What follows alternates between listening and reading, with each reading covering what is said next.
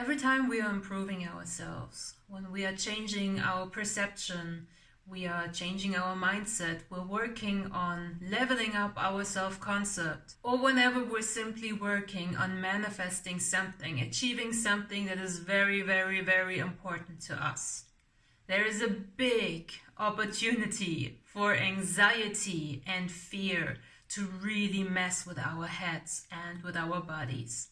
My name is Nis, I'm a mindset coach for self-improvement, and in this video I'm going to share with you practical tips on how to manage your anxiety and fear. And I will also explain to you the difference between fear and anxiety and why we are experiencing this anyways. So let's start by looking at the difference between fear and anxiety. We experience fear, true fear, when we perceive our environment, the outside world, to be either hostile or dangerous and threatening to us. When we experience symptoms of anxiety, on the other hand, it is our perception of ourself to be inadequate in the given situation. And this is really important to know, because fear is actually working for us, while anxiety is a matter of a bad self-concept and is working against us. It is limiting us. We need to understand that we are emotionally made to experience fear for the sake of keeping us alive. While no situation or circumstance is inherently wrong, false, or bad for you, and it needs to be in relation to you first, to be judged that way by you. It would be silly and flat out detrimental to pretend that we as humans never experience situations that are truly life-threatening for us. And in these life-threatening, dangerous situations, specific hormones and chemicals are released in our body and in our brain for the sake of bringing us massive clarity. Fear is what triggers within us the actual fight or flight response. This is when the brain takes over and prepares your body to get out of the situation, whether it's by running away, jumping, or fighting, or doing any other thing physical in order to survive this. When we are not resistant to the fear, when we do not on top of the fear, attach an unfavorable self-concept and introduce anxiety to the situation, we actually experience complete clarity and a sense of calm control. When people experience really dangerous situations, when they get out of the experience itself, they are usually in shock.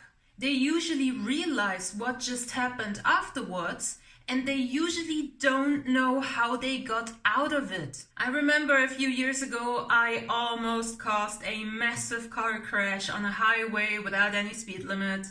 I was speeding pretty boldly and my car had a malfunction. So I almost caused a massive collision. But somehow my body took over and maneuvered me out in ways that if I had to consciously think about it and give commands, I would have never come up with this. But because I was experiencing true fear, I was experiencing massive clarity, I was also perceiving time to pass significantly slower than what I usually perceive it to pass. And my body and brain both took over without the narrative of the conscious me. So you see, fear is actually something that is useful for us in the moment of being in danger and needing to get out of it. It's also incredibly useful for us to keep us safe from doing idiotic shit, like balancing drunk on the roof of a house. So fear singled out by itself is never a problem, it's actually a blessing. Anxiety, however, again, the perception of ourselves being inadequate in the situation, this is what really, really messes with us. And the best way to work on anxiety in order to prevent this is to really get down on your self-concept.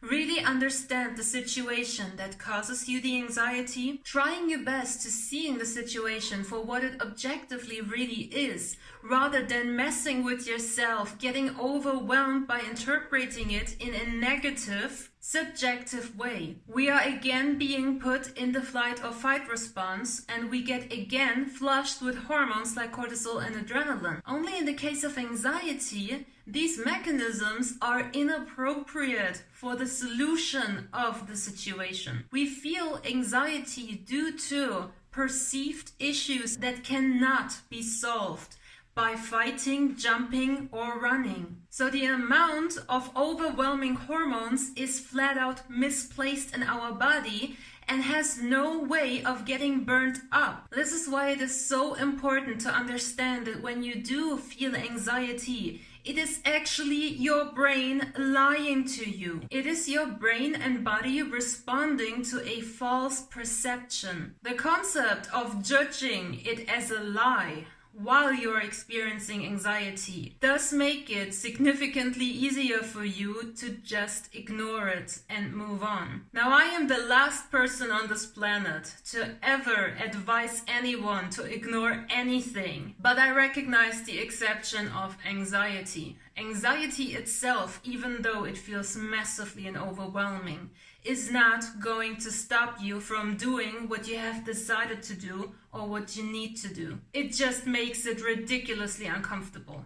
And if you become okay with the idea of just doing your job anxiously instead of relaxed and calm, and by moving and just doing what you have decided to do, your brain will adapt. Your brain realizes, oops, false warning, let me go back to my baseline again. And you will realize that this attitude will cause the anxiety to just dissolve. The physical response of anxiety is not something that keeps you stuck, even though we experience being stuck, physically unable to move sometimes. In order to handle this restriction, you need to really deeply understand and know that this is your mind tricking you and that this has actually nothing to do with a real threat or danger. And you also need to understand and deeply know, anchor it within your knowledge long term, that those two hormones that are seemingly torturing us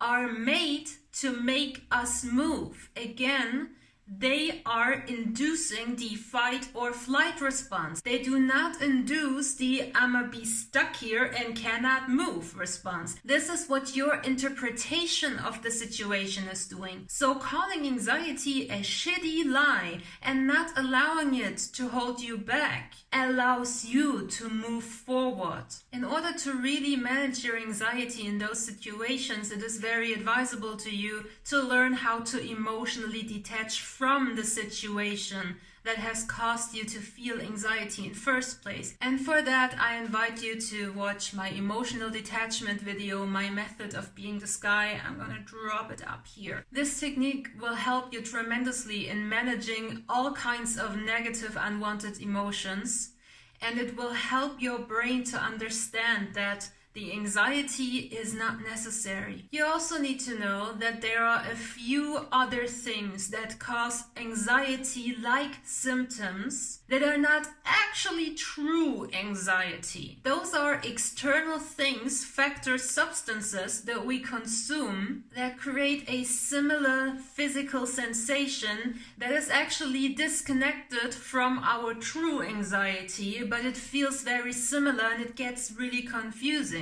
Coffee can absolutely cause you to have anxiety for no mental reason whatsoever. That is because the way coffee works, or caffeine as a stimulant works, is similar to how cortisol and adrenaline works. Coffee is supposed to wake us up. Coffee is supposed to give us a kick in energy. Cortisol and adrenaline are supposed to do exactly the same. So when we give ourselves that caffeine kick without having an outlet for the surplus on energy, we kind of turn into a human powder keg that is ready to explode at any given moment. And then we have a tendency to use this fake anxiety sensation to justify down spiraling on issues that we usually would not even care too much about. The best thing you can do in order to not add those fake anxiety sensations on top of the real anxiety that you are experiencing when you are breaking patterns, behavioral patterns for instance, or when you are just improving yourself or again manifesting something that's important to you. The best thing you can do is to make good decisions for yourself. That means you swap out the normal standard coffee for decaf or black tea. I personally am a big coffee lover, but I too had to reduce the amount of normal standard caffeinated coffee that I consume because it also started affecting me in a negative way. So what I personally do is I either drink black tea with a splash of oat milk, or I use decaf coffee and only use a small teaspoon of the normal regular stuff so that I still get the benefit of being more energized but without overwhelming my body. Make sure that you become aware of what types of food are inducing these fake anxiety symptoms. Start noticing which food groups you can easily tolerate and which food groups are a bit of a problem for you. And then either cut out these food groups altogether or find replacements. When you notice that your diet is indeed influencing your anxiety levels on a day-to-day basis, make sure that you eat food that is stabilizing your blood sugar levels. That means food that is high in protein or fat. A handful of nuts, or if you do consume dairy products, a piece of cheese can do wonders. Make sure that you avoid spiking and crashing your blood sugar. Another determined factor is your sleep hygiene. Not sleeping enough or well enough will cause a lot of issues, and this fake anxiety can be one of them. Having a morning and evening ritual can really help anchor you in the security of a routine, even if you don't always get the exact amount of sleep that you require. An example for a ritual like this would be that in the morning when you wake up, before you leave the bed, you actually do some breath work. This does not have to take more than a minute or two. In the evening, it is advisable to journal. Writing down everything that may have bothered you during the day or any other issue that is currently bothering you allows you to accept it, express it, and give it away. Another thing that you should do for yourself, and that is something you should do regardless of whether you're dealing with anxiety or not, it is physical movement. Your body needs to move. Whether this is dancing, this is yoga, this is a sport, this is going to the gym, or just going for a walk, doesn't matter. You need to understand that those hormones, cortisol and adrenaline, need to get used in your system in order to leave it. This can either be due to crying it out, it can really be helpful. This would be part of the detaching being the sky exercise or strategy. But it can also very easily and effectively be through physical activity, where those hormones literally get burnt up, used up in your system, and they leave you. You're sweating them out. They're gone, poof, bye-bye. So I personally recommend you to 3 to 4 times a week do some kind of activity just to keep your baseline of cortisol, adrenaline, and anxiety on the low end of the spectrum. Try to find an activity that is enjoyable for you though. If you struggle with an overwhelming amount of cortisol and adrenaline and you hate the gym, but you force yourself to go into the gym every other day and to work out until you fall apart and you really hate it and it stresses you out, it's not actually beneficial for you. You need to have an activity that you actually enjoy doing, where you really benefit from it, something where you feel significantly better afterwards than you did before. When it comes to alcohol, drugs, and other substances, and you really wish to continue consuming those things, make sure that you only do it when you already have a good mood and a good state of mind. If you go grab a drink after a really shitty day, or you even get drunk after a really shitty day for the sake of relieving the stress, What the alcohol is going to do, and other substances are going to do the same, they will temporarily influence your neurological receptors and change your mood. And while it may in the moment seem like you enjoy yourself and you can let go, the second the substance's influence on your brain is over, all the shitty reasons, emotions, sensations, and thoughts that caused you to resort to those substances will come flushing back, adding to the already uncomfortable process of dealing with those substances, aka the hangover that you get from doing it. There's nothing wrong with having a drink with a couple of friends, but you need to make sure that you pre-pave this experience. You need to make sure that you go into the experience of consuming those substances with a good mindset and a good emotional state of being. Knowing that these factors like a lack of movement and a lack of sleep or having an unfavorable diet and so on really do impact your sensation of anxiety will already help you in mentally managing the anxiety throughout the day. And the last thing you can do for yourself is find reasons to laugh. The act of laughing triggers the exact opposite response in our brain that anxiety and even fear triggers. We cannot truly be anxious and laugh at the same time. The second we get triggered into laughing, we stop being anxious. That's it from me on anxiety. That was a rhyme. If you need help from me in any way, shape, or form, do not hesitate to reach out. I'm here for you. I've got your back. And that's it. Thanks for watching. See you soon. Bye.